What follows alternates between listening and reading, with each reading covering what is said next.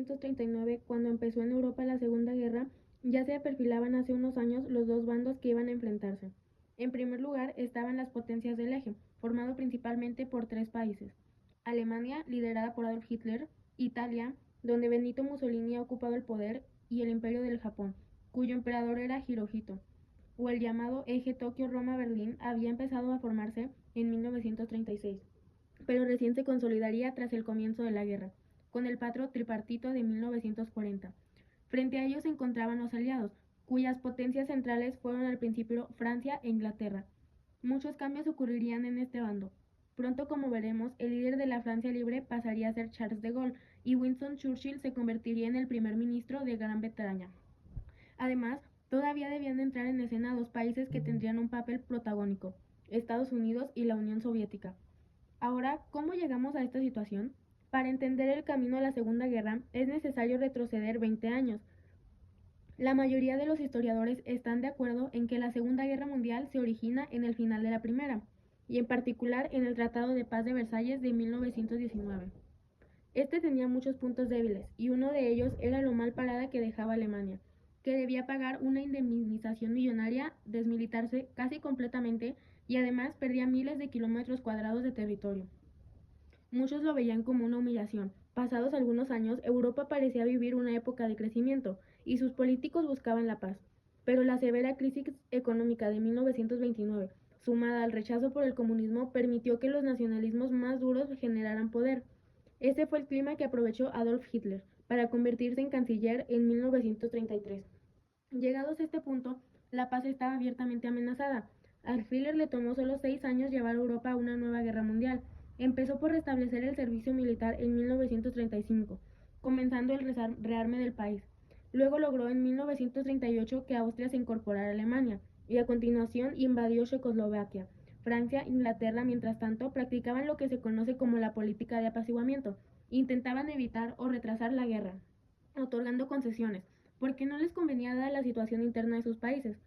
El límite de esta política sería Polonia, el siguiente objetivo de Hitler. Pero antes de atacar, Alemania firmó en agosto de 1939 el pacto Molotov-Ribbentrop con la Unión Soviética de Stalin, un pacto de no agresión que en sus cláusulas secretas determinaba la división de Polonia. Hitler tenía ahora el camino despejado y se convirtió en el responsable directo de que estallara la guerra. El 1 de septiembre atacaron los alemanes y el 17 los soviéticos. Inglaterra y Francia declararon la guerra, pero para fin de mes los polacos habían sido derrotados. Hitler había empezado en Europa la Segunda Guerra Mundial, mientras que en Asia, Japón y China ya habían comenzado 2 años antes. A la caída de Polonia siguió una rápida y violenta expansión alemana. Dinamarca, Noruega, Luxemburgo y Holanda fueron derrotados entre abril y principios de junio de 1940. El siguiente gran objetivo era Francia, el tradicional enemigo de Alemania. Los franceses confiaban su defensa una fuerte línea de fortificaciones en la frontera alemana, conocida como la línea Maginot.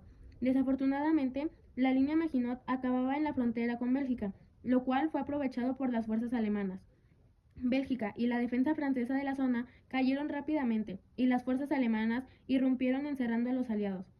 Mediante la evacuación de Dunkerque, ingleses y franceses lograron retirar de manera casi milagrosa a más de 300.000 hombres.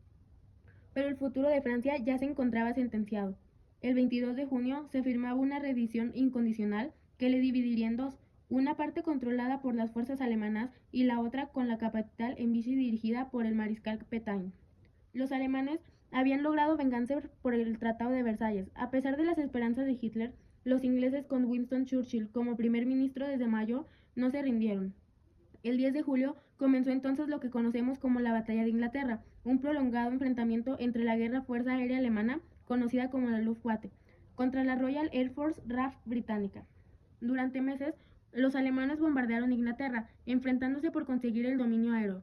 Pero finalmente la victoria fue para los aliados, el 31 de octubre de 1940. De todos modos, los alemanes continuaron realizando bombardeos nocturnos en Inglaterra. Frustradas las condiciones para invadir Inglaterra, Hitler debió enfocar sus esfuerzos en asistir a la Italia de Mussolini, en dos regiones problemáticas. La primera era la zona de los Balcanes, donde principalmente Grecia resistía a los ataques italianos. La segunda, mucha más complicada, era el norte de África, que se convertiría en un nuevo frente de guerra. Así se trasladó en febrero de 1941 el Pim Rommel, uno de los estrategas más destacados de toda la Segunda Guerra Mundial. Rommel y sus Afrika Korps presentaron un serio desafío, los aliados logrando numerosas victorias para el eje. Pero en realidad estos escenarios no se encontraban entre las prioridades de Hitler, más bien debía encargarse de ellos para eliminar posibles contratiempos, frente a lo que sería una de las mayores apuestas tomadas por el Führer en toda la guerra, la invasión de la Unión Soviética.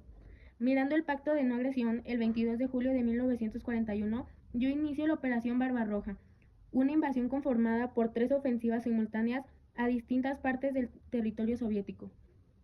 Hitler estaba tan confiado en la guerra de relámpago y en la superioridad de sus fuerzas frente al ejército rojo que esperaba terminar la conquista de Moscú antes de la llegada del invierno, y al principio parecía tener razón. La invasión inicial fue triunfal para los nazis, que avanzaron rápidamente sobre el territorio soviético. El problema vino cuando empezó a acercarse el invierno. Para cuando llegaron a Moscú, en el mes de noviembre, las temperaturas eran extremadamente bajas y miles de alemanes murieron a causa de falta de equipamiento para el frío y la contraofensiva rusa que aprovechó el momento para salvar a la capital. El foco de Hitler pasó entonces a la región del Cáucaso y sus recursos petrolíferos. Mientras ocurría todo esto en el este de Europa, la situación en el Pacífico también estaba a punto de cambiar. El 7 de diciembre de 1941, el Imperio del Japón lanzaba un ataque sorpresa contra la base naval de Pearl Harbor, la más importante que Estados Unidos tenía. El resultado fue una importante pérdida de hombres, aviones y barcos de guerra, y se convirtió en la causa directa de la entrada de Estados Unidos en la guerra. En pocos meses de diferencia, el eje había conseguido 2 nuevos enemigos. Estados Unidos y la Unión Soviética se sumaban en el bando aliado. Al principio Japón tomó la delantera del Pacífico, ocupando kilómetros de costa e islas del Pacífico en los primeros meses de 1942. Sin embargo, eran conscientes de que no podían ganar una guerra de desgaste contra Estados Unidos, por lo que buscaron resolver el conflicto en una batalla decisiva, la batalla de Midway. Los norteamericanos vencieron y a partir de entonces comenzaron a hacer frente a los japoneses y a quitarle los territorios que habían ocupado.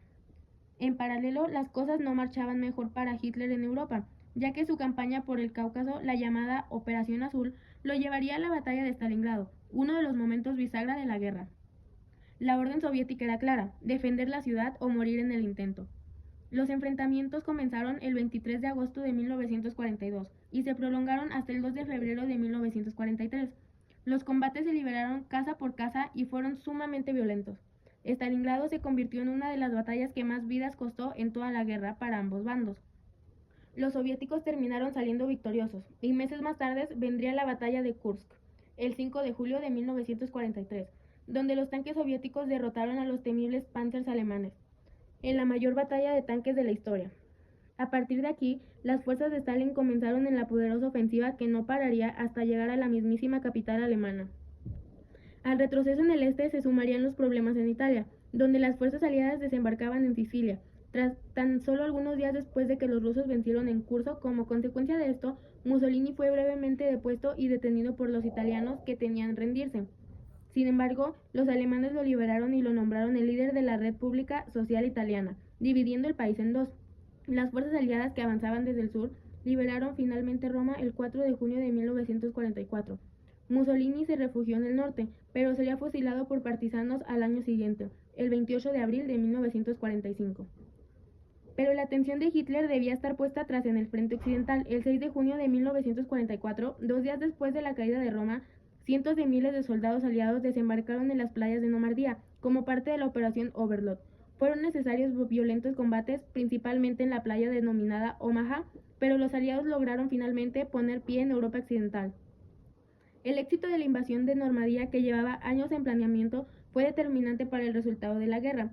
En poco más de un mes y medio, las fuerzas aliadas lograron tomar a la ciudad de París. Para finales de 1944, prácticamente la totalidad de Francia, Bélgica y el sur de Holanda fueron liberadas. Al mismo tiempo, en el este, la feroz ofensiva aliada fue a su vez replicada por un poderoso empuje soviético, lanzado a poco tiempo después de la invasión de Normandía, reduciéndose de esta manera el territorio alemán en ambas fronteras. Hitler intentó una nueva ofensiva conocida como la Batalla de las Ardenas, pero su fracaso en enero de 1945 selló el destino de la Alemania nazi. Unos meses después, ante una Berlín cercada por el ejército soviético, Hitler se suicida el 30 de abril de 1945. 7 días después, Alemania se rinde a los aliados occidentales y 2 días más tarde a los soviéticos. Solo restaba el escenario del Pacífico, donde los japoneses habían sido arrinconados, pero parecían dispuestos a resistir a cualquier costo. Esto cambiaría después de que el 6 de agosto de 1945 la ciudad de Hiroshima fuese completamente destruida por una bomba atómica estadounidense, seguida por Nagasaki 3 días más tarde. Japón se rendiría formalmente el 2 de septiembre de 1945, finalizando así la Segunda Guerra Mundial.